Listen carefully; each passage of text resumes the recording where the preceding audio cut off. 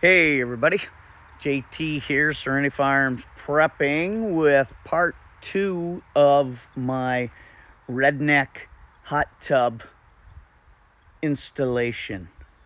Okay, so in the first video you saw that I had got a Rubbermaid 300-gallon stock tank, was doing some work on the pergola, and then was going to get to the stock tank. So, as you can see, roofed. I had to add some framing on this side for some stability. So from those cross pieces, that'll be rough cut lumber down on each side. And then across the top about 2 foot down, I'll do the same thing. Got my screen and curtain kit. Remember, the screen and the curtain are one. There's just 2 windows on each of those curtain panels. They're 10 by 10, so I went around the outside because my deck is 8 by 8. Eventually, there's a little roof that'll go from there across that walkway. And as mentioned earlier, I'll cut that tree down and I'll build a deck on there as well. So there'll be a little walkway across the roof and then another roof there, and probably get another canopy screen kit.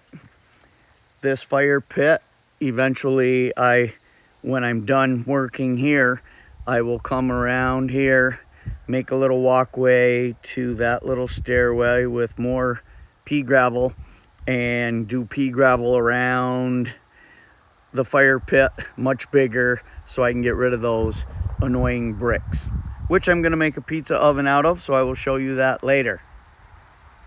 But what we're going to do today, before I frame in with rough cut lumber around this pool, I want to make sure the darn thing is going to work. So here's the plug that comes standard on these 300-gallon stock tank. Okay, standard bulkhead fitting here. Okay, I really didn't want to cut any holes in this thing, but the fittings, so I'm going to put the water intake over the top, the hose. I'll have it come in here because I'm going to be linking it to an on-demand hot water heater as well. So I'm going to cut one hole for the filter right about here, and I have to install that. That came with the pump kit.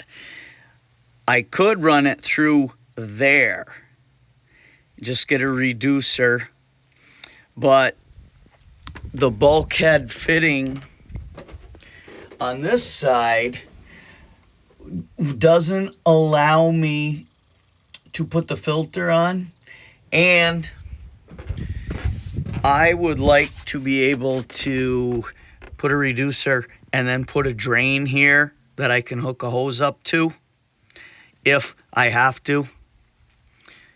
So I won't need the plug because I'll have a valve right here. I'll just reduce this down like I did in the greenhouse, and then just put whatever size, probably 1 inch on here because I have a lot of 1 inch hosing. But what I'm going to do today with this is I'm going to take this out temporarily, wrap some Teflon tape around here, which doesn't stop leaks, but it helps you tighten just a half a turn or more, because there are complaints that these bulkhead fittings, everyone sees it already installed, nice and secure, and they go ahead and fill the tank up and then find out they have a leak and they have to drain it. I don't want to go through all that, so hopefully I'm going to take it out. I'm going to tighten it up, Teflon tape, tighten it up, put it back in, and worst case scenario, if it does leak, this is probably only, I can put 3-4 inches of water in here and then just pop up the back end so all the water runs down on this side to where the bulkhead fitting is to see if it leaks. And then if all is good there, put on my valve, which will just, like I said before, this is 2 inch. I'll go down to a 1 inch with a reducer, some cement to run a little piece of PVC pipe out to put a valve on, and then that will be it. It won't stick out hardly past the tank, so it won't be in my way. So the pump, which I put the hoses on yesterday. Sorry about the camera work. You know I'm really good at it. Okay, so the hoses are very long. And they recommend that you put the pump all the way at the end of the hose. Because this end, these are tapered a little bit to fit over the fittings they give you.